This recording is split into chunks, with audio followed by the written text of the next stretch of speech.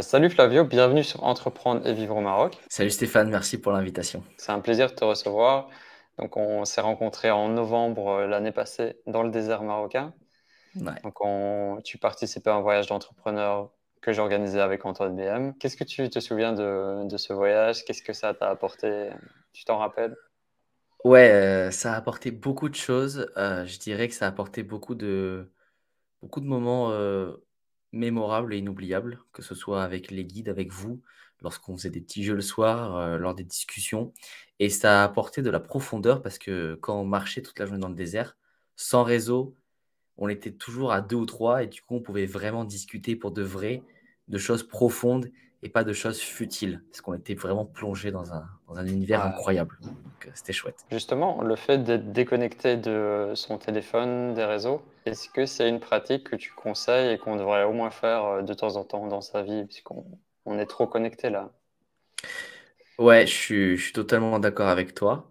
Et en plus de ça, je pense qu'on devrait au quotidien avoir des moments sans écran. Par exemple, de se fixer comme règle qu'avant 8 heures du matin, on n'a pas de téléphone, par exemple, et qu'à 18 heures, on est obligé de couper. Pour déjà avoir des coupures au quotidien. Et ouais, en plus, on se rend compte, tu vois, quand on est parti pendant deux trois jours, enfin, on est parti plus que deux trois jours, mais en fait, qu'au bout de trois quatre jours, à un moment, on a eu un pic de réseau, tu sais, certains sont allés vérifier sur leur téléphone, on s'est rendu compte qu'en fait, il s'est rien passé. Rien de grave, tu vois. On a Enfin, rien raté, hein. les clients vont bien, la famille va bien. Alors, il peut toujours se passer quelque chose voilà, mais globalement, tout va bien. Moi, souvent aussi, quand je veux travailler sur une tâche qui est importante, je mets mon téléphone en mode avion et je m'interdis toute distraction au téléphone. Peut-être Bah tu ouais. penses que tu pratiques ça aussi, non? Bien sûr, mode avion, ne pas Mm. déranger. Ce qui est dur, c'est quand on bosse avec les réseaux sociaux. Tu vois, par exemple, je t'avoue que moi, j'ai encore du mal quand je mets une ou deux stories sur Insta. Euh, Tu sais, je me dis, le temps que ça charge, je vais regarder quelque chose. Et en fait, je me dis, non, ça fait déjà 10 minutes que je regarde quelque chose, c'est pas bon. C'est toujours très compliqué quand on bosse sur un réseau social et qu'on est très réceptif à cette addiction d'y faire face. Oui, c'est conçu pour ça, pour que tu restes piégé dedans et que t'en Ah, sortes ouais. pas.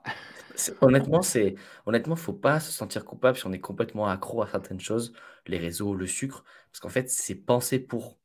C'est, tu serais accro à, je sais pas, un truc qui n'a pas de raison d'être, du style, ouais, non, enfin, je sais pas spécialement d'exemple, mais un truc lambda. Mais là, c'est conçu pour. C'est pas comme si tu étais complètement accro à la lecture. La lecture n'est pas faite pour te sécréter de la dopamine. Au contraire. Au contraire. Donc, ouais, Ouais, mais ça n'excuse pas que tu es quand même responsable de ta situation. Si tu fais que ça complètement. toute la journée, Ah oui, alors, totalement d'accord avec toi. Quand je dis c'est pas ta faute, ça veut pas dire que c'est une raison pour. Ça veut dire que prends conscience des mécanismes psychologiques mis en place et sors-toi de cette merde, si tu me permets l'expression. hmm. Comment on arrive justement le soir, par exemple, avant d'aller dormir, à ne pas être sur un écran? Tu as des conseils? Déjà d'avoir une routine. T'en as une, toi aussi, je suppose, ou des habitudes que tu mets en place. Donc ça, et aussi écrire sur papier tout ce qu'on a à faire le lendemain. Ça permet déjà de se vider la tête sur ça. Et en Ouais. fait, de faire d'autres choses, tu vois, le soir, tu as plein de choses à faire. Tu peux aller marcher, tu peux lire, tu peux écrire, tu peux t'étirer, tu peux faire de la relaxation. Enfin, tu peux faire des jeux, tu peux discuter. Quand tu es avec quelqu'un, tu peux discuter. C'est bête, hein, mais des fois, avec ma copine, on discute voilà, une demi-heure, trois quarts d'heure avant de dormir. C'est cool aussi, tu vois. T'as pas de... Vous êtes pas sur Instagram tous les deux avant de dormir? Non, surtout pas. Non, non, mais certains pourraient penser que, mais non. Là, il y a un truc qui est dur, par contre. Je sais pas si tu l'as, toi aussi, tu me diras. C'est quand on crée du contenu et qu'on va se coucher, c'est le lendemain matin au réveil, on se dit, alors, est-ce que Eh dans la nuit... oui. Voilà, voilà, tu vois. Moi, franchement, le soir, j'y arrive. Donc, j'ai pris l'habitude, au moins une heure avant de dormir, pas d'écran. Je sais pas si c'est bien, mais je lis des livres sur Kindle maintenant. Moi Donc, aussi. c'est un écran aussi, mais c'est plus doux et ça n'a pas les mêmes effets négatifs. Et Mm, ça me mm. permet vraiment de m'endormir sereinement, on va dire, naturellement même. Par contre, le matin, bah voilà, j'ai quand même tendance, la première chose que je fais, c'est je check ce qui s'est passé sur YouTube Studio, sur Instagram. Normal. Surtout quand tu publies un truc, une vidéo, tu as envie de savoir. comment elle performe et comment ce que les gens en disent. Complètement, ouais. Ouais, je l'ai surtout sur LinkedIn, moi, ça, parce que, en fait, le matin, vers 6h30, 7h, il y a déjà des gens sur LinkedIn. Donc, en fait, Mm. quand tu te lèves et que tu prends ton téléphone qu'à 8h30, il peut vraiment s'être passé des trucs de fou. Enfin, des fois, je sais pas, je me lève et je me dis, j'ai gagné 30 abonnés dans la nuit. Quand c'est pas rien, quoi, encore, tu vois, 30, tu te dis quand même, c'est 1% de mon audience en plus. Tu vois, c'est chouette. Donc, il y a toujours ce truc. Et justement, tu vois, je sais pas si ça te le fait, mais des fois, quand tu as ce cercle dopaminergique de faut que j'aille chercher l'information, résister à ça, ça inverse complètement le processus et tu sécrètes de la dopamine dans le fait de résister à la dopamine. Je sais pas si tu vois ce que je veux dire. Ouais, ça te le fait aussi, ouais. Ça peut te donner une énergie spéciale, ouais. Ouais, voilà, c'est ça, Mm. complètement. En tant que créateur de contenu, c'est aussi notre récompense. Les commentaires, les réactions des gens. Ah, mais complètement. On est nourri de ça, C'est, hein. on est nourri de ça et c'est fou à quel point un commentaire blessant peut, même si tu t'en fous sur le coup, ça peut te toucher. D'ailleurs, j'ai une petite astuce pour ça. Quand j'ai un commentaire très négatif, imaginons que quelqu'un vient de me le poster. Si je le vois tout de suite, je peux le prendre en mode ah putain, mince. Par contre, si je vois qu'il a été posté à 5 heures, ça me fait rien. C'est bête, hein, ça n'a pas d'explication, mais j'ai trop ce truc. Donc, quand le matin je me lève et qu'il y en a qui ont mis des commentaires négatifs pendant la nuit, pour le coup, ça me touche pas du tout. Mais quand c'est tu as publié il y a 15 minutes, tu as déjà un commentaire négatif, là, c'est différent, je trouve. Ah ouais, c'est bizarre. Complètement bizarre. J'ai pas d'explication à ça. Moi, le truc aussi, c'est que ça fait des années que je suis sur YouTube et j'ai vraiment appris à encaisser les critiques et que ça me touche plus du tout. Déjà, la première chose, c'est de ne pas y répondre. Mhm. Puisque voilà, si tu réponds, tu tombes dans un piège aussi. Ouais, ouais, c'est vrai. Donc ignorer, et même sur YouTube, j'utilise souvent la fonction, tu peux masquer l'utilisateur et il ne pourra plus jamais commenter. En tout cas, lui, il commentera, mais personne ne verra son commentaire. C'est ça qui est un peu... Ah, c'est bien ça. Je savais pas que c'était possible de faire cette supercherie. Ok. Sur YouTube, ouais. Tu as une option masquer le commentaire et supprimer l'utilisateur. Et en fait, il n'y a que lui qui verra ses commentaires et personne d'autre. Ok, c'est trop... trop drôle. Je savais pas. Ouais, j'en ai des centaines comme ça, moi. Oh, mais t'as raison. Mais des fois, tu vois, c'est pas une critique en mode t'es nul. C'est plutôt je suis pas d'accord parce que. Et en fait, des Mm. fois, par exemple, tu vois, moi, quand je te parle de quelque chose de nutrition et que ce que j'avance est factuellement vrai, enfin, c'est pas une opinion personnelle, c'est quelque chose qui est vrai. Là, là, c'est dur parce que tu te dis par où je commence. Et toi aussi, tu es dans un domaine particulier qui touche à la santé. Et la santé, ouais, tu parles de trucs factuels, mais voilà, il y a plein de personnes qui pensent être dans le factuel aussi et qui ont d'autres idées que toi. Et chacun Ouais. croit obtenir la vérité. C'est ça, chacun pense avoir la vérité. Et du coup, je dis pas que je l'ai, parce que en disant ça, ça veut dire que je la détiens. Je ne détiens pas la vérité en nutrition. Par contre, il y en a certains qui clairement ont une idée. Et en fait, tu ne peux pas leur faire changer d'avis. Et donc, ces gens-là, en fait, bah, ils te font du reach, c'est sympa sur les réseaux, mais tu peux pas leur répondre. Tu peux rien leur dire, de toute façon. C'est quoi les vérités ou les contre-vérités contre lesquelles tu te bats? Les glucides le soir, ça ferait grossir. Ça, je me bats beaucoup sur ça. Les œufs, c'est dangereux pour la santé. Ça aussi, les protéines, c'est très mauvais pour le corps. Tu sais, des fois, il y a des. Tu te dis, tiens, c'est quand même bizarre, quoi. Ça fait 4-5 000 ans que l'être humain mange des œufs. Par contre, depuis 40 ans, on vient de découvrir que c'est très mauvais. Par contre, tu vois, un truc qui me dérange, c'est chez ces personnes, pardon, c'est quand elles me disent, attention, les œufs, c'est mauvais, un par semaine. Si N'importe quoi. tu, au passage. Mais si tu dis ça, alors à côté, tu as pas le droit à la moindre goutte d'alcool, au moindre gramme de sucre. Parce que tu Eh peux pas oui. me dire un œuf par semaine, mais ça va, un coca par semaine, ça va. Non, c'est pas compatible. Tu vois, c'est si tu veux quelqu'un qui irait au bout de son délire, il me dit les œufs c'est mauvais, je mange que des légumes, je dirais t'as faux, mais au moins tu es cohérent. Alors qu'un mec qui me dit ouais non, les œufs, les glucides après 20 heures, ça fait grossir. Mais le soir, c'est Coca zéro, mais il n'y a pas de calories, donc ça va. Ah, t'as envie de dire qu'est-ce que tu fais quand même, tu vois. Donc, bon. Ouais, les œufs, je sais pas, j'avais vu des vidéos, mais il y a une croyance dans l'inconscient collectif que ça date d'une étude ou d'une fausse étude qui était sortie, je crois. Et ouais, souvent les gens qui disent ça, si tu regardes leur assiette, la plupart du temps c'est de la malbouffe, donc Je vais te raconter l'anecdote. abstenez-vous. Ah, mais abstenez-vous. Et je vais te raconter l'anecdote incroyable. C'est une fois, j'ai un ami à moi qui travaille dans un golf. Il ramène son tupperware et à chaque fois, il mange super bien. Donc, il avait genre pommes de terre ou patates douces, poulet, légumes, noix de cajou, amandes. Et 3-4 jours d'affilée, il a amené ce tupperware. Et un jour, ses collègues qui étaient sous Burger King lui disent, mais t'as pas peur d'être carencé avec tout ça? T'as pas de viande, t'as pas de steak, c'est grave. Et je sais même pas par où commencer. C'est-à-dire qu'en fait, de eux-mêmes ne savaient pas. C'était pas de la mauvaise foi, là, c'est qu'ils manquaient de connaissances et ils ne voyaient pas que pommes de terre, légumes, viande, noix de cajou, amandes, c'était bon pour sa santé. Ils ne le voyaient pas. Pour eux, noix de cajou, c'est l'apéro. La patate douce, c'est des frites, tu vois. Donc il y a beaucoup à faire. La patate douce est trop sous-estimée.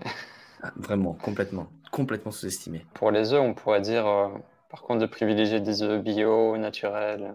Évidemment. Alors là, je ne sais pas ce qui est le pire entre pas manger d'œufs ou manger des œufs de poules de cage, tu sais, qui sont notés 3 là. Parce Moi, des fois, que. j'ai pas le choix, je suis dégoûté. Parce que tu vois, au Maroc, Ouais, alors, tu achètes dans un petit hanout, un petit épicier. Donc, tu as des œufs Beldi, des œufs naturels. Quand tu trouves, c'est pas partout, hein. Ils sont beaucoup plus chers. Tu as les autres œufs qui sont de fermes industrielles. Mhm. Et des fois, je trouve pas des œufs Beldi. Donc, je suis obligé de prendre les autres. Mais en les mangeant, je me dis, putain, je mange de la merde, en fait. Mais bon. Après, tu vois là, tu es dans un cas particulier, tu es au Maroc. En France, par exemple, n'importe quel Ouais, tu as le choix, supermarché hein. a des œufs au moins bio. Et en plus, l'autre jour, j'ai acheté des œufs bio dans un Carrefour qui était un peu cher. Et franchement, c'était 33 centimes l'unité. Ce qui, en vrai, somme toute, tu te dis, tu manges 3 œufs, ça te coûte 1 euro. Euh, Comparé à du poulet, du poisson, ça va quoi. 1 euro les 3 œufs. Enfin, tu vois ce que je veux dire, c'est surtout pour tout ce que ça t'apporte. Protéines, lipides, toutes les vitamines B, le bon cholestérol, enfin, c'est puissant, c'est puissant.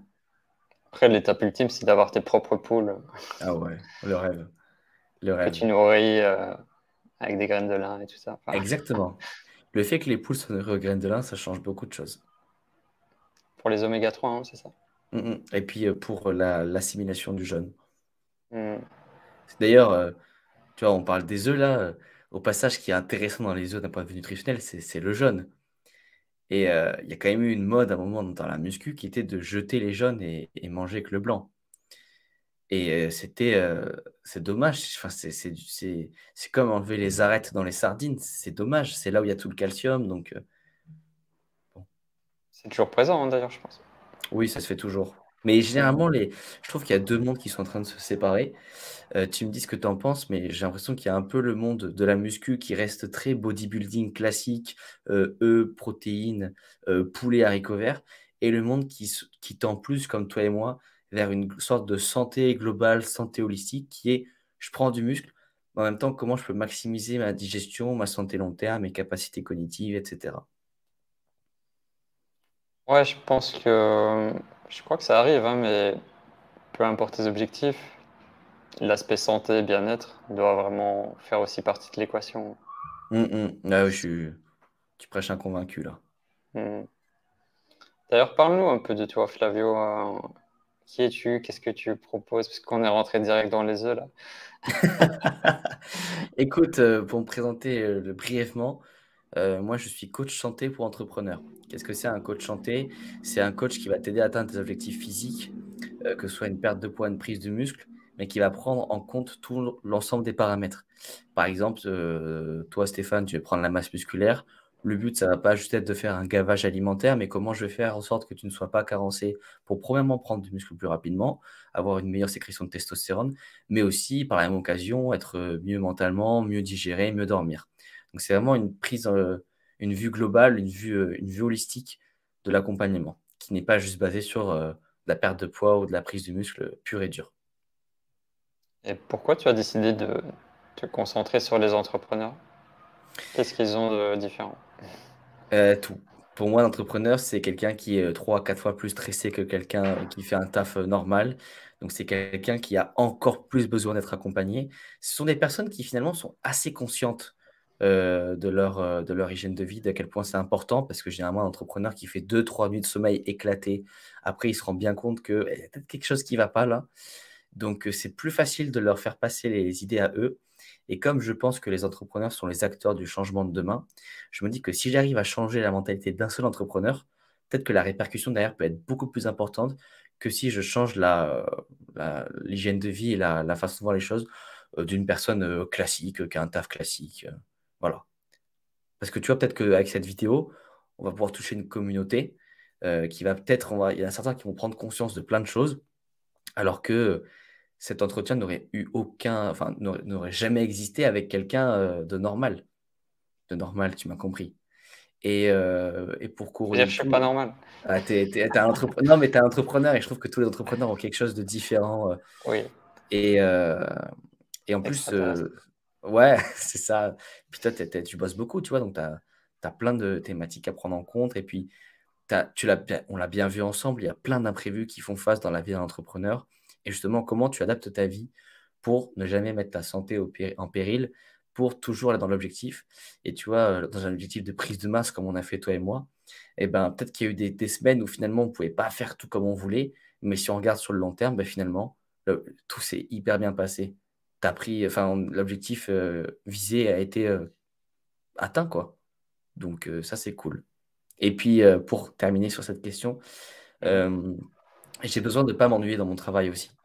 Et en fait, je ne m'ennuie pas en échangeant avec des entrepreneurs. Parce que tous les jours, quand ils m'écrivent, je sais qu'il peut se passer un truc de fou. Et je trouve que ça met du piment de fou, comme pas possible dans ma vie, de me dire, oh, il m'a écrit, ça se trouve, il va me dire que là, il prend l'avion parce qu'il a un contrat signé à l'autre bout de la planète. Enfin, tu vois un peu ce truc. Donc, c'est très stimulant de savoir que tous les jours, leur vie va être différente. C'est inspirant pour toi, hein. Ouais. Et puis, du coup, pour eux, pour vous. Je pense que c'est aussi inspirant d'avoir un coach qui n'a pas juste vocation à faire du coaching et c'est tout, mais qui a aussi ce côté entrepreneur pour que je puisse pleinement comprendre vos problématiques. Ouais. Tu sais, il y a un truc que tu as soulevé aussi. Tu m'as dit tu travailles beaucoup. Moi, j'ai ce paradoxe aussi d'avoir l'impression que je travaille pas beaucoup ou pas assez sur mon Mhm. business.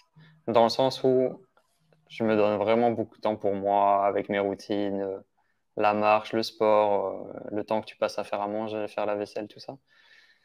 Au final, il reste pas beaucoup de temps pour le travail, tu vois. Donc, c'est un... Non, c'est un point important que tu soulèves là. Tu vois, la semaine dernière, j'étais en vacances. Comme tu sais, j'étais en Italie. Et en fait, j'ai trouvé que j'avais beaucoup de temps pour moi. Et en fait, ce qui m'a marqué, c'est que ben, je n'ai pas cuisiné de la semaine. Et mine de Ouais, rien, pas cuisiner et pas faire la vaisselle, je devais au moins gagner au moins 1h30 par jour, si ce n'est 2 heures.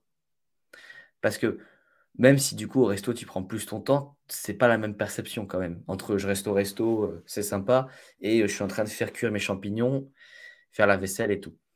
Donc je pense que à terme, si un entrepreneur peut avoir, enfin gagner du temps sur ça, par exemple déjà essayer de commander ses courses quand tu sais où tu commandes, faire du batch cooking ou pour les, les plus aguerris, avoir un cuisinier mais qui fait des vrais repas, hein, pas voilà. C'est un gain de temps énorme, énorme. ouais. Je sais que ça va pas plaire à certains, mais tu vois ce que je vis aussi sur le long terme, quand tu as vraiment beaucoup d'argent, bah, tu as une cuisinière chez toi ou un cuisinier, Bien sûr, tu bien as, sûr. quelqu'un qui fait le ménage, tu vois, tu les payes bien, mais Ouais, tu ouais, as ouais, mais t'as des gens qui font ça à ta place. Et toi, le reste de ton temps, tu te concentres sur ce qui est le plus important pour générer plus d'argent et ouais, bien sûr. développer ton business quand même. Bah, c'est normal, hein. T'inquiète pas qu'Elon Musk, il passe pas le balai. Pourtant, il sait le passer, mais il le passe pas. Donc, je suis d'accord avec toi. Et je pense qu'il faudrait lister tout ce qui peut prendre du temps. Et toi, tu me parles de cuisinier, de femme de ménage, tout ça. Quelque chose Faire les aussi, courses. ce serait, ouais, et une sorte d'assistant de vie qui, en fait, va te faire toute la paperasse de la famille. Tu sais, des trucs qui te prennent du temps, faut aller aux impôts, faut... Tu te dis, enfin, moi, je sais que cette année, il y a 2 journées entières qui sont parties parce que je devais régler quelque chose à l'URSSAF. Et en vrai, Ah ben, 2 jours, c'est quand même beaucoup, tu vois. C'est 2 jours de création de contenu, c'est pesant mentalement. Tout ce qu'on peut déléguer qui n'est pas utile. Et la cuisine, t'imagines? On te dit juste: Stéphane, tu fais une pause, c'est prêt, va manger». Ah, C'est le rêve. c'est incroyable, tu vois? Tu parlais d'administratif, là, j'ai fait ma carte de séjour au Maroc. Je sais pas, j'ai pas compté, mais ça se calcule en plusieurs jours de perdu au niveau du temps, hein. Ouais, Bon, ouais, c'est pas perdu, mais j'aurais pu travailler sur mon activité à la place, quoi. je suis content que tu l'aies eu, mais je suis d'accord avec toi et des fois, il faut qu'on réussisse à faire la différence entre, je travaille et je suis occupé. Des fois, on se crée aussi des tâches pour, avoir l'air occupé. «Ah, Oui, fallait que j'envoie ça à ce type». En vrai, si tu le faisais pas, ça changeait rien. on a plein de fausses actions qui nous mènent nulle part et qu'on les fait quand même. D'où l'intérêt de savoir quel est ton objectif principal Mmh mh. et quelle est l'action la plus importante à faire pour réaliser cet objectif. Et c'est ça ta tâche du jour, c'est rien d'autre. Ouais. Ouais, ouais, c'est ça, exactement. Donc, comme tu disais, soit le soir, moi j'ai encore un agenda papier à l'ancienne où tu as vraiment des grandes cases pour chaque jour. Et je note, voilà, qu'est-ce que je vais faire, qu'est-ce qui est important. Bah, Puis tu as c'est le bien, plaisir hein. de barrer quand c'est fait. Ah, c'est top, hein, je pense que c'est sous-estimer le papier. Pour aussi revenir un peu enfin, ouais, le papier, c'est quand même, c'est vrai que c'est pratique Google Agenda quand tu as des appels Calendly, ça se met automatique, tout ça, c'est sympa. Mais des fois, juste avoir, tu sais, une to do sur papier, c'est bien. Pas besoin d'un Notion hyper carré de trucs où tu cliques. Franchement, un papier et tu rayes, c'est très bien comme ça. Ouais, tu peux faire les deux, hein. Ouais. Ouais, Moi j'ai Google, l'agenda, Trello et le mmh, papier. voilà, très bien, c'est très bien. Trello, c'est super, hein, je sais pas si tu l'utilises. Pas je l'ai, mais j'ai jamais c'est Ok, pour moi c'est mon système d'organisation, hein. OK. Donc j'ai plusieurs colonnes. Mmh. J'ai une colonne, c'est une boîte à idées, toutes les idées qui me viennent, je peux les noter. Je peux les ajouter en quelques secondes sur mon téléphone, puisque tu as l'application. Ah, Seconde colonne, c'est ce qui est urgent et important. Donc, c'est vraiment les choses prioritaires. Après, ce qui est non urgent mais important, donc ça vient après. Et puis, pas important, non urgent. et ça, Là, tu peux la remplir. c'est bien Et ça. Non, ça, c'est bien ça. ce qui est bien, c'est que tu peux collaborer aussi. Donc là, je travaille avec Omar, mon coloc, sur la création des shorts, des reels. Tu peux rajouter quelqu'un, faire des listes des tâches à faire, des checklists. Et, tu vois la progression de chacun. Intéressant. Ah, c'est top. Tu me fais penser là, de tâches qu'on s'invente. L'autre jour, j'ai fait un post sur, la crème solaire et il y a quelqu'un qui m'a demandé, les études et ce matin, je me suis souvenu que ça fait 10 jours que je lui ai dit que je l'enverrais et du coup, j'ai passé un quart d'heure à retrouver les études pour lui envoyer et en fait, je me dis: «Mais bon, déjà, au bout de 48 heures, il a même pas vu le message». En fait, pourquoi j'ai pas juste, occulté la tâche? Parce que je me suis engagé, je me suis dit: «Je vais te les envoyer», je les ai pas envoyés, mais en soi, ça va probablement pas changer son avis sur ce que j'ai dit. Il va probablement même pas me répondre. Pourquoi j'ai et ça a pas changé l'avis qu'il a sur moi. Enfin, peut-être, mais c'est un quart d'heure, peut-être que j'aurais pu les prendre pour faire autre chose, encore une fois. Peut-être tu aurais pu aussi ne pas lui promettre quelque chose. Ouais, Parce qu'il y a beaucoup de souffrance psychologique qui vient du fait qu'on promet des choses qu'on fait pas par la suite. Et c'est vrai. moi, c'est un de mes principes de rien promettre. Et je préfère dire non que. Tu vois ce que je veux dire? Ouais, tu as bien raison. Une fois que tu promets un truc, la personne attend. Et si la chose n'arrive pas, elle va être déçue ou mal le prendre. Tandis que si tu promets rien, il y a aucune attente. C'est vrai. J'avais jamais vu la chose comme ça, c'est vrai. J'aurais pu lui dire, «Va sur, PubMed, tape ça, tu trouveras tout et puis ciao». Ça aurait été Mm. largement suffisant. C'est vrai. Et donc, c'est quoi ta stratégie, toi, hein, pour acquérir tes clients? Comment tu communiques? Moi, en fait, je communique beaucoup sur les réseaux et j'ai une approche pluri-réseau, si je peux dire comme ça. C'est-à-dire que j'essaie d'adapter, un contenu, un message que je veux faire passer selon les codes des réseaux. Donc, Insta, TikTok, je mets les mêmes vidéos, mais je vais pas mettre les mêmes, contenus sur, LinkedIn ou sur Twitter, par exemple. Et en fait, au bout d'un moment, les gens se disent, «Tiens, mais c'est intéressant ce qu'il raconte, j'ai envie de travailler avec ce mec». Je fais pas de prospection, je j'aime pas trop. Je fais vraiment comme ça. Puis les résultats de mes clients parlent pour moi aussi. Les témoignages, Bon, les résultats, voilà, que de l'organique alors pour l'instant. que de l'organique. Et puis tu sais, comme je fais un accompagnement personnalisé et que ça dépend toujours des besoins de la personne, c'est-à-dire son objectif, la durée. En fait, j'ai une offre qui est mon accompagnement, mais c'est pas écrit sur papier. C'est-à-dire que si la personne elle me dit, alors la seule chose qui est obligatoire, c'est prendre sport et nutrition. Avant, je faisais, maintenant c'est un bazar, je fais plus. Mais après, si la personne elle me dit, j'aimerais m'engager sur un an, eh ben, vas-y, Mhm. c'est parti. Tu vois, on y va. Donc, je fais pas de pub parce que j'ai pas de programme préfet. Ce qui va peut-être arriver un jour, hein, Et en général, tu as plus ou moins les mêmes demandes, non? Soit perte de poids, prise de muscle. bien sûr. Mais tu sais, des fois, il y a des petites particularités en plus. Mhm. Donc, chacun a une petite particularité. Chacun a son petit truc qui fait que tout coaching est extrêmement différent. Alors, quelqu'un qui a le même objectif que toi, vous démarrez au même moment, même poids, même taille, rien va se passer pareil. Ne serait-ce que parce que vous avez des vies différentes. Dans le marketing, on dit souvent aussi, quand tu te lances, qu'il faut pas s'éparpiller sur plusieurs réseaux, il faut maîtriser un réseau avant d'aller sur les autres. Moi, c'est ce que j'ai vraiment fait avec YouTube, 100% YouTube. Là, j'ai testé un peu TikTok, finalement, j'ai supprimé mon compte. Parce que bah, déjà, YouTube, c'est parfois la jungle dans les commentaires où tu as des trucs un peu bizarres. Mais bon, globalement, ça va. Mais TikTok, c'est la folie, quoi. Alors, je suis Je d'accord sais avec pas toi. trop, hein. Mais alors, moi, perso, je ne regarde pas les commentaires TikTok. Je ne les regarde pas. En fait, je poste sur TikTok parce que c'est les mêmes vidéos que sur Insta. Et C'est ça. voilà. Et je me sers de ma communauté de TikTok juste pour un jour faire valoir le chiffre. Tu sais, par exemple, je te dis une Preuve bêtise. sociale. Voilà. Tout réseau confondu, j'ai 100 000 abonnés parce que j'en ai 50 000 sur TikTok. Mais c'est peut-être mauvais, hein, mais je n'ai aucune importance pour cette audience. Parce que les vrais TikTok qui apprécient mon contenu, bah, ils sont arrivés sur Insta. Donc voilà. Instagram, le réseau qu'on aime, qui est bienveillant. Et quoi, tu doutes de ça ou tu l'as pas vécu comme ça? Non, non, non, si, si, si, mais c'est vrai que c'est un réseau qu'on aime bien finalement. On a l'impression que tu es presque obligé d'être sur Instagram. Et je te disais que je poste beaucoup sur LinkedIn. Et j'aime beaucoup. Et en fait, ce qui est intéressant, c'est que les gros créateurs de LinkedIn, ils sont tout petits sur Instagram. Donc, ils sont hyper accessibles.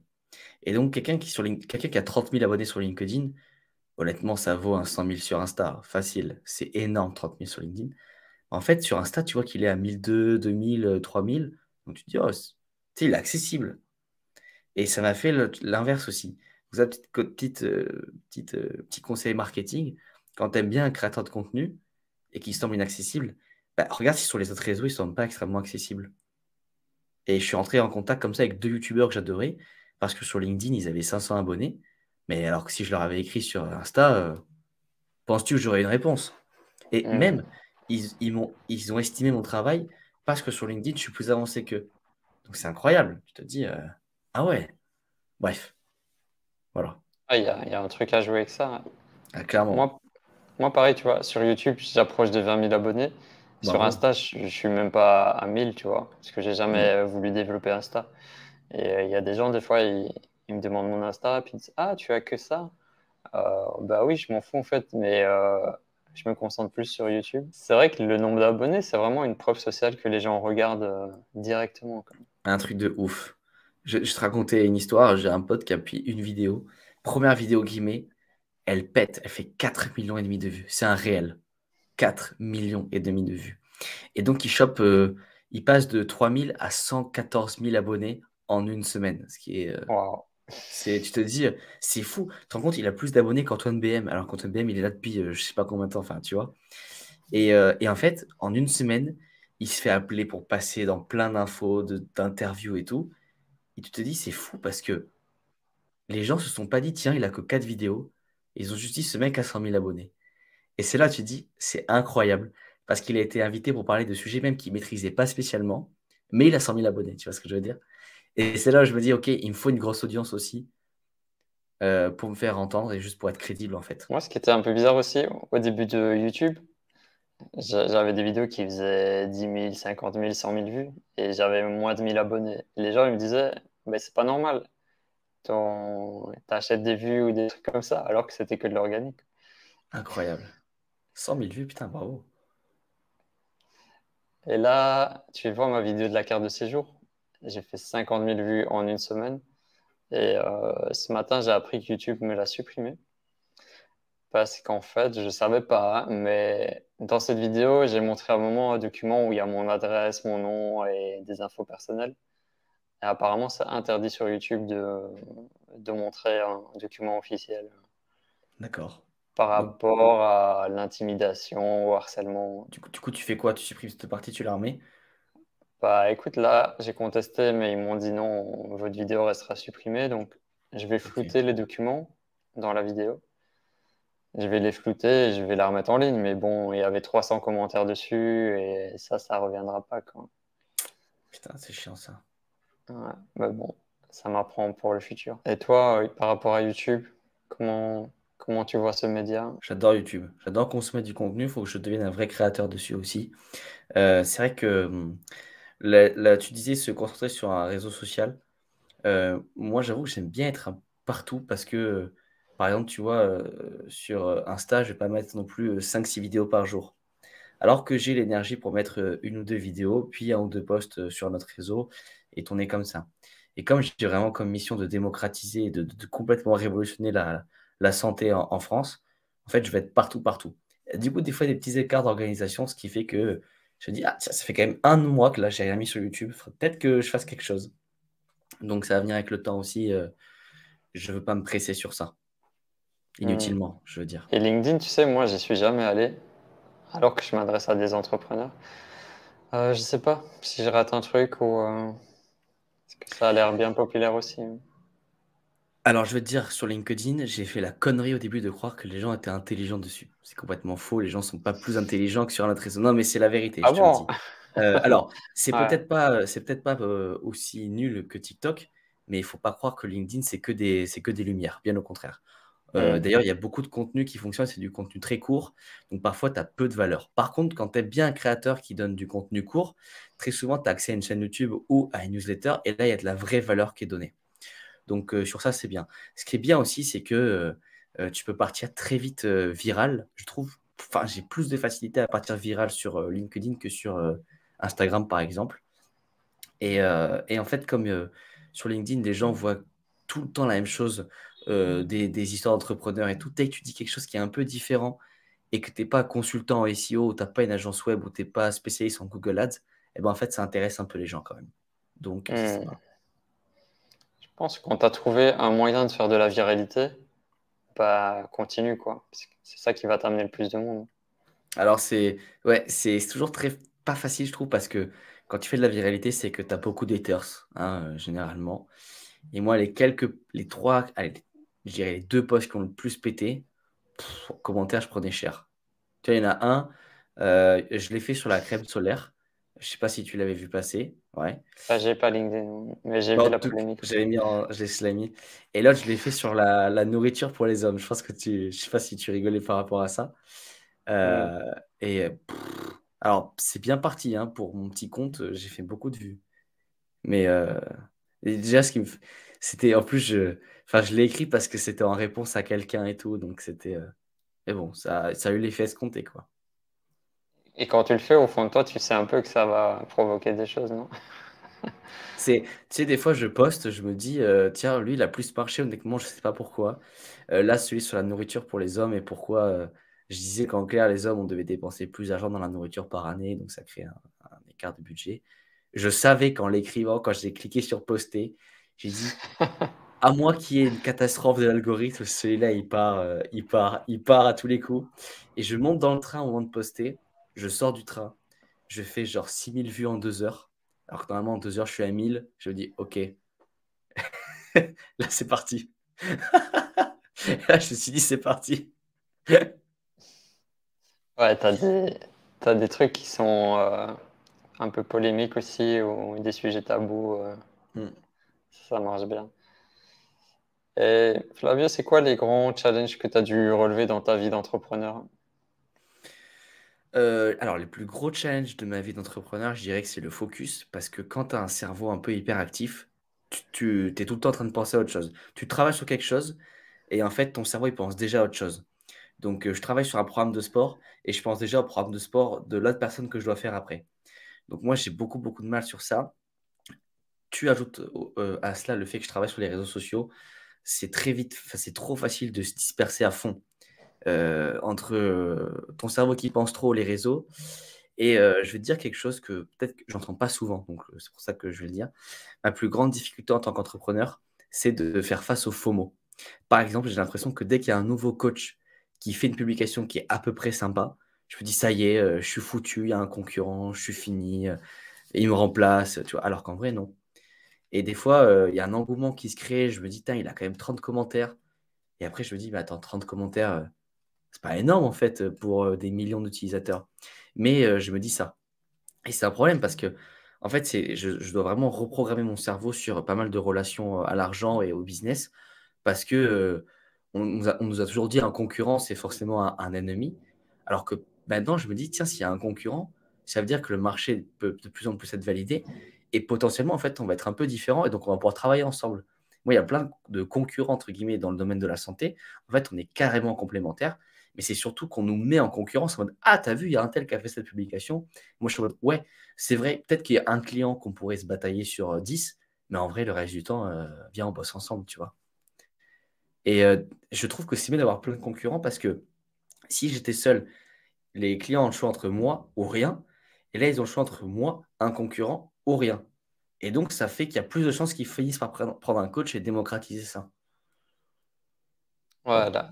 la concurrence, elle travaille pour toi. Et au final, la personne, elle va faire appel à toi parce que tu vibres dans une même énergie ou Bah oui, elle sent c'est que sûr. c'est toi qui va l'aider. Moi, ça m'a aidé aussi au Ouais, début. Pardon. Je vas-y, vas-y. regardais, tu sais, quand j'ai lancé le projet Entreprendre et vivre au Maroc, je regardais un peu les gens qui sont dans cette thématique-là, qu'est-ce qu'ils font. Et en fait, ça m'a motivé à faire mieux qu'eux Ouais, voilà, et c'est à, ça. et à me démarquer. Ah ouais, non, mais Et, c'est ça. Faire mieux, se mm, démarquer. Et c'est vrai que, tu vois, demain, s'il y a 300 coachs nutrition qui arrivent sur LinkedIn, bah, probablement qu'ils vont tous être abonnés à moi. Parce que comme je crois que je suis dans le top 10 des coachs santé sur LinkedIn, donc c'est pas mal. ouais. Peut-être parce que comme je poste 2, 3 fois par jour, ils vont s'abonner pour voir ce que je fais. Et donc en fait, bah, moi, ça m'est utile aussi. Parce que si eux gagnent 30 abonnés, moi, je peux en gagner 100. Donc c'est parfait. Parce que du coup, d'ici peut-être 2, 3 ans, je pourrais être top of mind, comme on dit sur LinkedIn. Et là, c'est waouh, tu vois. J'ai une croissance d'à peu près 20, 25 abonnés par jour, ce qui n'est pas énorme non plus, mais ce qui est sur un réseau qui n'est pas non plus gigantesque en France, bah, tu te dis que si je tiens ce rythme de croisière à la fin d'année, euh, ben, j'aurais dépassé les 10 000 abonnés avec ce que j'ai déjà, enfin, dans un an. Et Mm. t'inquiète pas que 10 000 abonnés sur LinkedIn, c'est pas comme 10 000 abonnés sur Instagram. Après, il faut voir aussi où est-ce que sont tes clients. Bah, en fait, franchement, sur LinkedIn, ils y sont, hein. Ok, donc c'est bon. Et en fait, c'est paradoxal parce que tu vois, je suis un entrepreneur plutôt web, mais la plupart des clients que j'ai forcément eu un contact, allez, je dirais 3 fois sur 4, il y a eu un contact physique. Tu vois, toi, je t'ai connu dans la vraie vie, avant que tu fasses appel à moi. Mhm. Les gars du désert aussi. Donc en fait, moi, mes réseaux, c'est vraiment le principe de vitrine, de renforcer l'image où, tu vois, toi, par exemple, et tu m'as envoyé quelqu'un que tu connaissais, tu lui as envoyé mes réseaux. Et donc, ça servait plus Mhm. de preuve sociale que de convaincre, tu Bien vois. sûr. Et voilà. Les réseaux sociaux, c'est notre carte de visite. Mm, Carte de complet, visite de notre génération. complètement. Euh, pour revenir sur l'entrepreneur, pourquoi est-ce que c'est bénéfique pour un entrepreneur de faire du sport? Et il y a un truc que j'ai entendu récemment que je voulais te partager. C'était genre quelqu'un qui disait, en fait, quand tu es entrepreneur, arrête de perdre ton temps à aller à la salle de muscu 2 heures par jour. concentre-toi sur ton business, fais-le grandir. Mais moi, je suis plus de l'école où, en fait, tu dois trouver une harmonie entre les deux. Comment trouver l'équilibre entre trop de sport, pas du tout, ou un petit peu, et pourquoi c'est important d'en faire? Alors déjà, quand un entrepreneur te dit: «Ouais, je ferai du sport plus tard quand ma boîte sera bien développée», il faut savoir que ça, c'est une mentalité, pour le coup, malheureusement assez française. Ça existe pas dans les autres pays. C'est comme dire: «Ouais, t'inquiète, je mangerai pas, je saute le repas» ou «Non, pas besoin de prendre soin de ma famille, je prendrai soin d'eux plus tard». Je sais pas pourquoi on pense ça, en France et il faut comprendre plusieurs choses. C'est que déjà, un entrepreneur doit aller à la salle de muscu, doit faire du sport pour plusieurs choses. Déjà, le bien-être physique, parce qu'il y a un moment où si tu entreprends, que ta boîte va bien et qu'un matin tu te réveilles, tu te regardes dans le miroir et tu te dis: «Putain, qu'est-ce que j'aime pas mon physique, qu'est-ce que j'ai foutu toutes ces années?» C'est burn-out assuré, dépression, ce que tu veux et donc tu as beau avoir une boîte qui a, des revenus de plusieurs millions par mois, ça tu vas t'en moquer parce qu'en fait, tu vas te rendre compte que ton physique, il est déplorable et qu'il y a certaines choses qui sont déjà irréversibles, premièrement. Deuxièmement, pour un entrepreneur, faire du sport, c'est aussi nettoyer son corps des toxines. C'est aussi être moins stressé, être plus créatif, être plus productif. Donc en fait, c'est vraiment rajouter de l'essence dans le réservoir et agrandir ce réservoir. Si tu as un réservoir de 10 litres, on va prendre cette métaphore, tu fais du sport, tu manges bien, tu dors bien, bah, ton réservoir il passe à 15, 20 litres, 25, 30 et donc tu vas beaucoup plus loin, beaucoup plus vite que tous les autres et en plus, tu te sens bien dans ton corps, ce qui est quand même, pas rien. Ça permet aussi de vieillir en bonne santé, de stopper le processus de vieillissement un petit peu aussi. Ouais, complètement et puis, je vois pas l'intérêt de créer une je vois quand tu es entrepreneur et que tu dis: «Je ferai du sport et je mangerai bien plus tard», je vois pas l'intérêt de créer une boîte de fou, pour te retrouver à 50 ans avec une santé de merde qui fait qu'à 60 ans, tu as de grandes chances de claquer ou alors d'être un légume et d'être, inapte à faire quoi que ce soit. Il faut que tu crées un business, enfin, faut que tu mettes ta santé au service de ton business pour que quand tu as le business de tes rêves, en fait, tu as la santé pour en profiter. Tu sais, on se moque souvent, on se dit souvent: «Ouais, quand tu es jeune, tu as la santé, tu as du temps, mais tu as pas d'argent et puis quand tu es vieux, tu as du temps, et tu as de l'argent, mais tu as plus la santé. Ah bah, en fait, il y a une équation qui fait que tu peux avoir Ah du oui, temps, de l'argent et de la santé. Mais par contre, ça ne commence pas à se prévoir à 40 ans. C'est, dès la vingtaine, tu réfléchis. Et le problème, c'est que les moins de 30 ans se sentent invincibles sur à peu près tous les sujets du monde. Donc c'est impossible de dire à quelqu'un de moins de 30 ans: «Ouais, je veux pas te faire chier, mais en fait, bah si, en fait, 5 verres d'alcool par semaine, c'est trop, en fait. C'est je suis désolé, c'est trop». après, je sais pas si c'est une impression.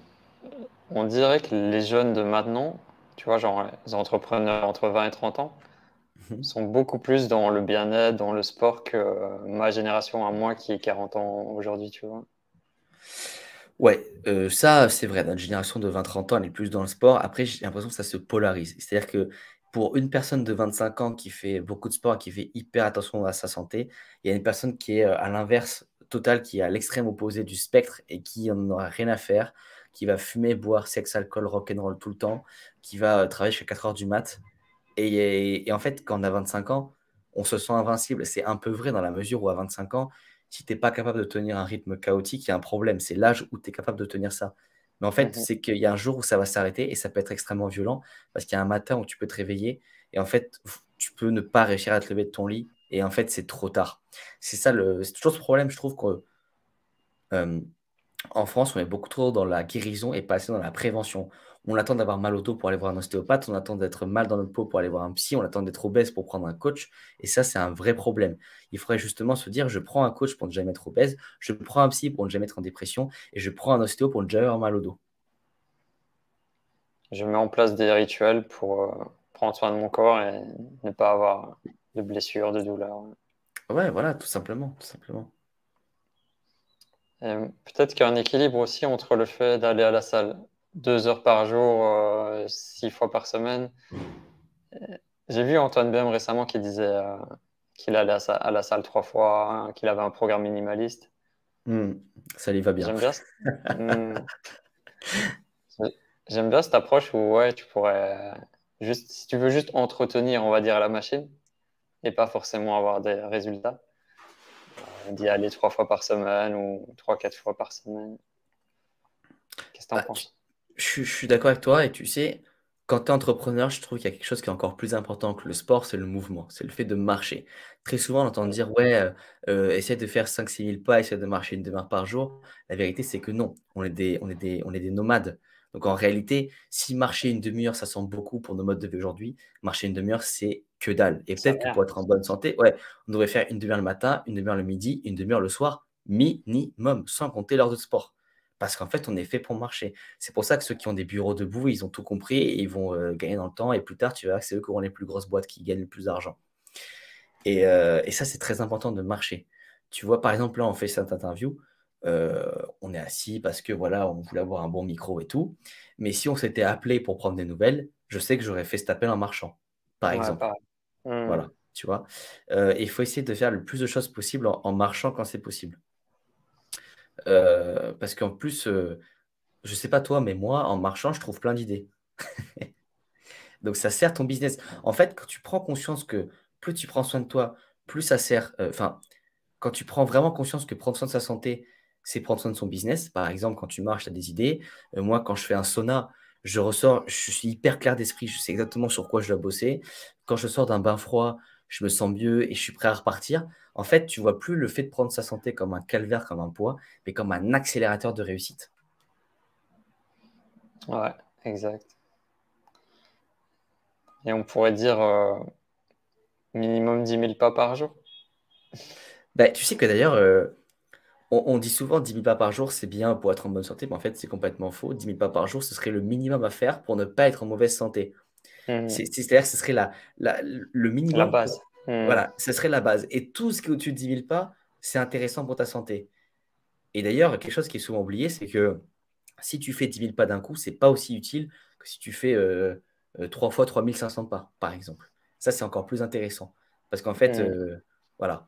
Donc, c'est vrai que c'est compliqué. Et en fait, il y a pas mal d'occasions où on pourrait ne pas être assis. En vrai, cette interview, j'aurais pu la faire debout, par exemple. Tu vois, ça, c'est vrai. Mais il y a plein d'occasions où tu te dis, tiens, peut-être que là, je peux rester un peu debout, je peux marcher. Et donc ça, c'est vraiment chouette. Et là, on a parlé des appels en marchant, mais on a la chance d'être dans un monde où on peut écouter des podcasts. Il y a quoi de C'est mieux qu'écouter ça. des podcasts en marchant? C'est incroyable, tu écoutes des podcasts en marchant, c'est le rêve. Marche, tu vois, marche, prends des notes, c'est super. Moi, c'est mon kiff, hein. Je suis avec mes chiens, j'écoute un podcast, je marche dans la nature. Ah, c'est parfait. Et c'est vrai que d'un côté, ça te coupe de l'intuition, la boîte à idées. Mais j'ai tellement des idées qui viennent à d'autres moments de ma journée que quand je marche, j'aime bien être avec un podcast et ça passe trop vite, quoi. Surtout les bons podcasts. Surtout les bons podcasts comme ce qu'on est en train de faire.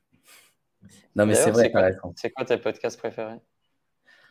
Alors, euh, je t'en cite trois. Ouais. Alors, en un, il y a Sans permission, Ouais. que j'aime trop écouter. J'adore. Ouais. Ouais, c'est trop bien. En deux, alors là, Sans permission, je le mets en un. Après, là, je te dis mes podcasts plus du moment. Parce que, Ah voilà. ouais. J'aime beaucoup le podcast d'Alec Henry. Le déclic. Déclic, il est très, très bien.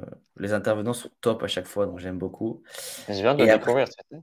c'est vrai? Ah ben, j'adore. Là, il Et a fait avec David Laroche. je réécoute tous les épisodes depuis le début, C'est depuis les trop bien. premiers qu'il a fait. Hmm. Ils sont tous incroyables. Et en vrai, après, comme troisième podcast, j'écoute, si, j'écoute, alors un peu moins souvent, mais j'écoute beaucoup 10 000 pas, justement, du Raptor. Je sais pas si ça te parle. Ouais, je connais. J'ai écouté Expansion d'Eric Flag aussi. Après, il y a plein. Des fois, je peux écouter un épisode, mais voilà, sans permission, il y a un épisode qui sort, je l'écoute. Point. Ouais, Il n'y a pas pareil. de, il y a pas de question qui se pose, tu vois. Je trouve la combinaison Oussama et Yomi, ça va trop bien ensemble, quoi. Ça va trop bien, et puis je trouve qu'Antoine, il pose des bonnes questions. Et, Ouais, il gère bien. Hmm. ouais, et c'est vraiment intéressant parce que tu te rends compte qu'en fait, des personnes matures sont amies sans être d'accord sur tout. Et ça, je trouve que c'est aussi quelque chose. Enfin, peut-être pas toi, mais moi, j'ai eu cette idée reçue pendant longtemps que un pote, ça devait être un clone. Il devait penser pareil sur toi, sur absolument tous les sujets. Et que s'il y avait un sujet de discorde majeur, à moins que ce soit vraiment un problème de valeur, et là, c'est important, vous ne pouvez pas être amis. Et en fait, des fois, tu te dis, putain, Yomi et Oussama, ils sont pas d'accord sur des trucs. Genre, vraiment, ils sont à l'opposé. Ça ne Ouais, empêche pas de s'aimer fort parce qu'il y a une relation d'amitié, de respect, de partage. Et moi, tu vois, c'est quelque chose aussi que je suis en train de changer dans ma tête qui est peut-être que le mec en face de moi, sur un sujet qui me tient à cœur, on va être complètement en désaccord. Parfois, j'ai du mal parce que c'est trop, tu vois. Par exemple, ouais, je ne vais pas spécialement citer d'exemple, mais tu vois, des fois, tu te dis, non, là, t'es allé trop loin dans mes valeurs. Par exemple, tu vois, un mec qui me dit, moi, je m'en fous de tromper ma copine. Là, tu vois, c'est toujours quelque chose qui est un peu dérangeant pour moi parce que ça va trop loin dans mes valeurs de fidélité. Mais par contre, finalement, je peux bien m'entendre avec quelqu'un qui trompe sa copine. C'est pas parce qu'un mec trompe sa copine que ça peut pas être mon ami en termes de rire, de blague. Par contre, c'est vrai que peut-être que là, pour le coup, c'est une valeur qui est trop différente pour qu'on soit les meilleurs amis du monde. Et d'ailleurs, mes meilleurs amis ne trompent pas leur meuf. C'est Tu fais pas pas... polyamour alors. Ah, ben voilà, par exemple, tu vois, sur ça, je suis pas du tout polyamour, non. Toi, tu l'es? T'es polyamour? Euh, En fait, je pourrais, je pense. Et, mais polyamour, par exemple, t'es avec trois personnes, mais tu le sais, pas tu le caches aux autres. Ouais, en fait, c'est ça la base. Faut toujours que la vérité soit connue et que chacun soit au courant de tout. Quand tes intentions sont claires, qu'il n'y a pas de choses cachées, Hmm. il faut que les bases soient solides, quoi. Peu Ouais, importe la relation. ouais, Mais exactement. j'ai remarqué avec le temps il y a plusieurs types d'amour, même dans l'amitié. Il Hmm. y a des choses. Ouais. Ouais, c'est vrai ça. Non, mais c'est vrai. Et toi, tes podcasts? Bah, j'aime bien Sans Permission, donc aussi, comme toi.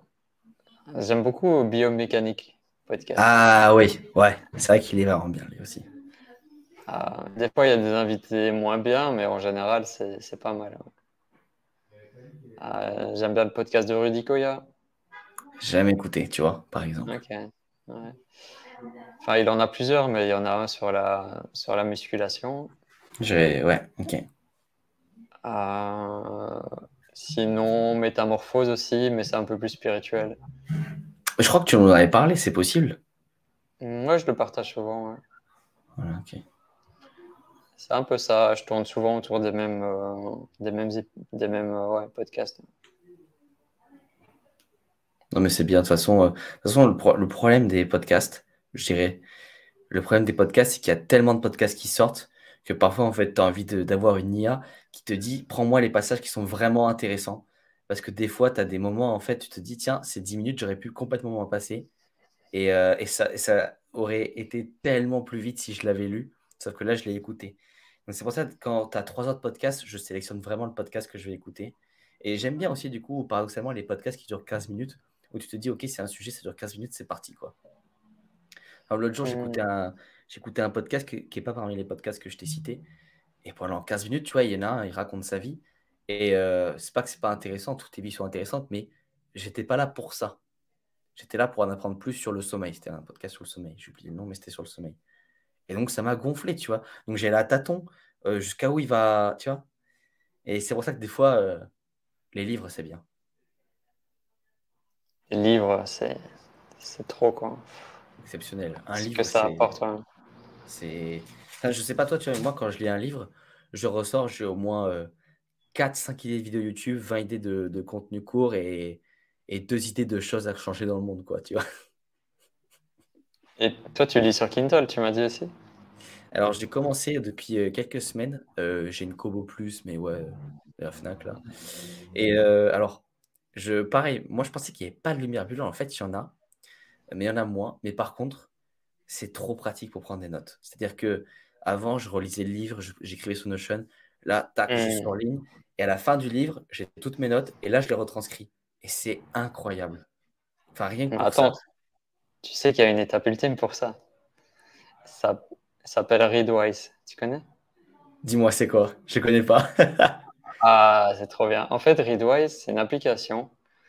Tout ce que tu surlignes sur ton livre Kindle, il va te les reproposer chaque jour. Tu choisis en fait le nombre de publications que tu veux revoir. Moi, par exemple, chaque jour, je reçois 5 extraits de livres que j'ai soulignés, enfin 5 extraits venant de ces livres. Et en fait, ça te permet de jamais oublier les contenus importants que tu as soulignés parce qu'il te les rappelle. Le dimanche, tu n'as que tes favoris. Tu peux les exporter aussi pour faire des citations sur Instagram. Donc, je te conseille vraiment Ah ouais, mais d'utiliser ça. Ça marche avec Kindle, Kindle d'Amazon uniquement, non? Ah, non, ça marche avec tout, même avec des articles sur Internet, avec Comment plein ça de choses. s'appelle? Reels Wise? Read, donc R-E-A-D, Ouais, Wise. ok. Je t'enverrai si tu veux. Ouais, super, tu gères. Et ça, voilà. Au moins, tu sais que tu surlignes dans tes livres, ça va ressortir. Mhm. Parce Super, merci. c'est ça aussi notre génération, on est surabondance d'informations. Comment faire le tri et comment s'en rappeler, c'est pas toujours facile, hein. Ouais, et je suis d'accord avec toi, ouais. Pas toujours facile de se rappeler de tout. Et c'est dommage parce qu'on bouffe du contenu, on prend pas assez de notes sur pas mal de sujets.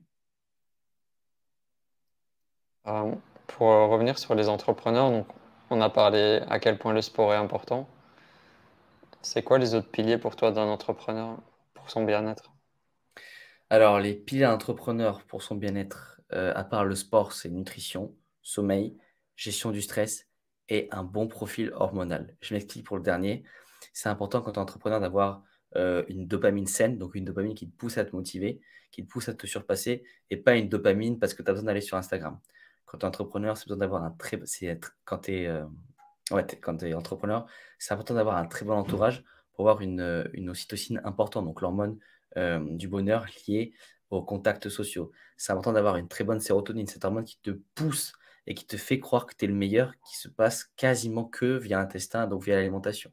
Et c'est aussi important d'avoir de l'endorphine, tu vois, une bonne gestion de la faim avec une bonne gestion de la leptine, une bonne gestion de la gréline, tu vois. Enfin, donc, quand tu as un bon profil hormonal, déjà, d'un point de vue biochimique, tu ne peux pas tomber en dépression. Tu es inarrêtable, sincèrement. Et c'est là que le biohacking, de façon générale, est intéressant. Et le sommeil, on n'a pas abordé ce sujet qui nous est cher. Le sommeil, c'est important, hein. En fait, pour faire une belle métaphore sur le sommeil, quand tu dors, tu nettoies ton corps. Quand tu fais une douche, tu enlèves toute la saleté de ton corps. En fait, quand tu dors, tu enlèves toutes les toxines de ton cerveau. En fait, c'est un peu ta façon de laver un organe qui pourtant est sous ta peau, donc tu ne peux pas le laver directement. En fait, ce qui te permet de laver ton cerveau, c'est le sommeil. C'est pas les cures de détox, c'est pas le jeûne intermittent. La seule façon de laver son cerveau, c'est de dormir. C'est tout. Voilà. Donc, Le sommeil est trop sous-estimé, c'est un truc de fou. tu sais qu'il y a plus de personnes qui font des accidents de voiture parce qu'elles dorment mal que parce qu'elles sont au volant alcoolisées. C'est-à-dire que, en fait, pour réduire les accidents de voiture, il faut déjà arrêter de prendre la voiture en étant bourré, mais surtout arrêter de faire des nuits de 4 heures. Et pour une fois, je suis désolé, je ne vais pas taper en premier sur les alcooliques qui prennent le volant, mais ceux qui prennent le volant en ayant mal dormi, ils causent plus d'accidents que les alcooliques sur les autoroutes le soir, le matin, le midi, peu importe.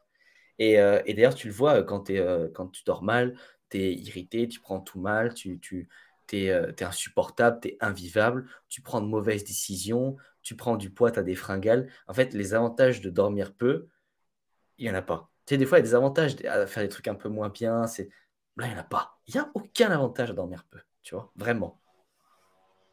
Donc bon. Ouais, mais ce qui est important, d'après les études, c'est de se lever toujours à la même heure et donc d'anticiper aussi son coucher.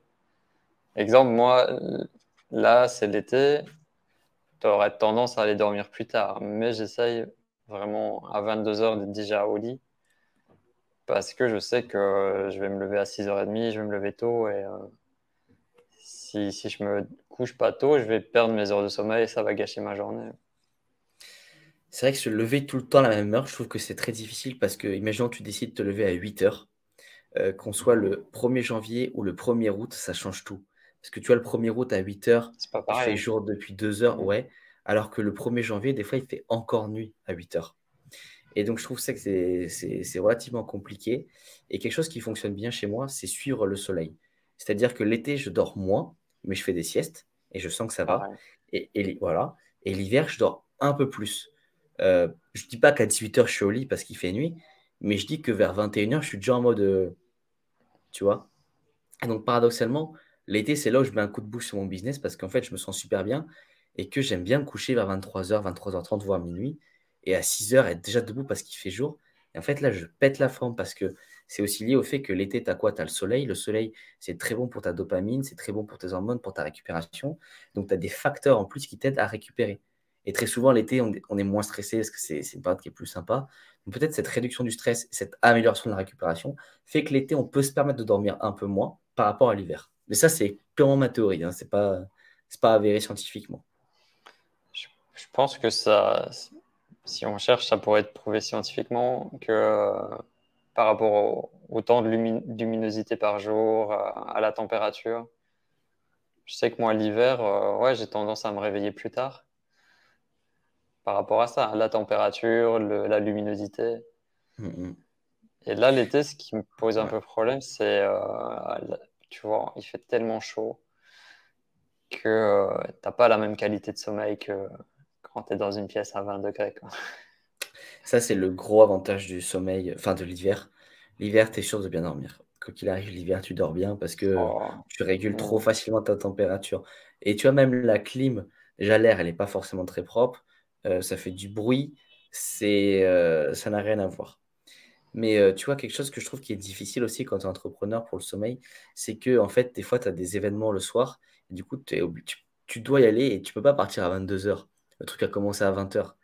Et en fait, quelque chose qui fonctionne trop trop bien chez moi, c'est dîner très tôt, genre 18h30, je dîne et à 19h j'ai fini. Et en fait, c'est très simple parce que du coup tu dors très bien.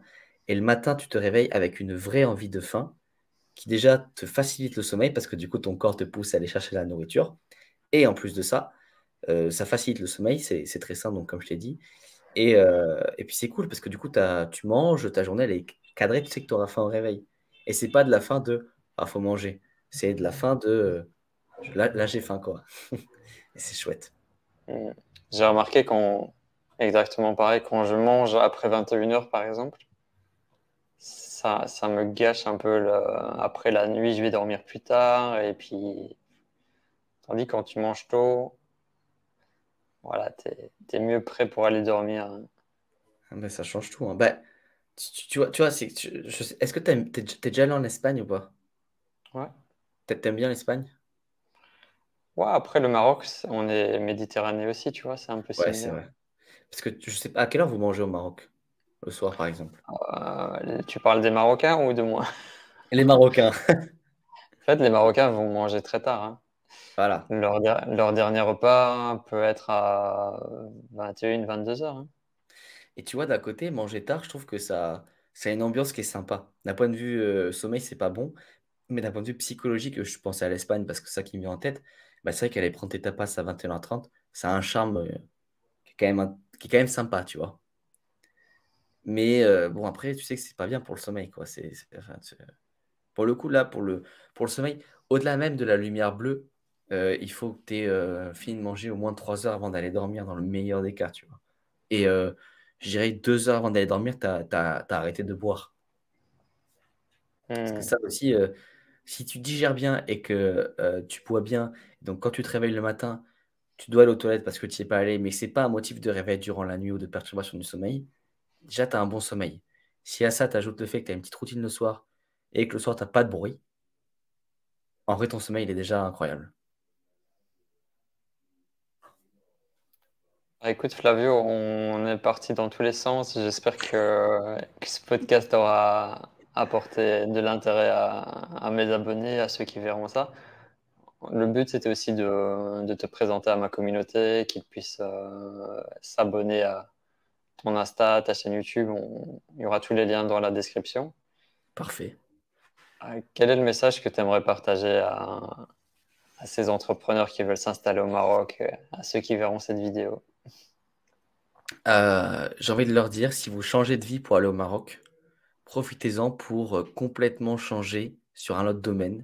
Et si ce domaine, c'est la santé, profitez de ce nouveau départ pour reprendre le sport ou complètement changer votre nutrition. Parce que très souvent, quand on change drastiquement de mode de vie, c'est plus facile de changer drastiquement une habitude qui était très malsaine parce qu'on repart de zéro, on repart d'un nouveau cadre. Donc, Hmm. changez quelque chose qui était très, très mauvais chez vous et ce qui était positif chez vous, gardez-le et amplifiez-le et adaptez-le au Maroc, qui est un pays incroyable que Stéphane m'a fait découvrir. Et, euh, et voilà, c'est le principal. Et pour éviter tout ce qui est gestion du stress, enfin pour mieux gérer son stress et éviter tous les coups de sueur de dernier moment, c'est sympa d'avoir quelqu'un comme toi qui va nous expliquer de A à Z comment s'implémenter en Maroc pour éviter justement d'avoir ça en plus à gérer. On parlait d'avoir de la clarté d'esprit et de l'espace mental. Ben justement, s'il y a un expert comme toi à qui je peux déléguer mon expatriation au Maroc, pour ma santé, c'est très bien. C'est vrai que quand tu pars t'installer dans un nouveau pays, c'est vraiment un nouveau chapitre de ta vie qui commence, voire une nouvelle vie. Et autant y attacher des bonnes habitudes dès le départ. Ouais. Exactement. Bah, merci beaucoup pour ce moment. Donc, on peut te contacter sur Insta, sur LinkedIn. C'est ça, hein. Coach Flavio. Sauf Ouais. sur LinkedIn, c'est Flavio Guillonneau, parce qu'il faut mettre son vrai nom sur LinkedIn. Mais c'est la même photo de profil partout. Donc, normalement, il n'y a pas 3000 Flavio. Tu trouveras facilement. Ah, merci beaucoup pour ce moment et on reste Merci en à toi. contact. Ouais, merci Stéphane. Allez, ciao, ciao.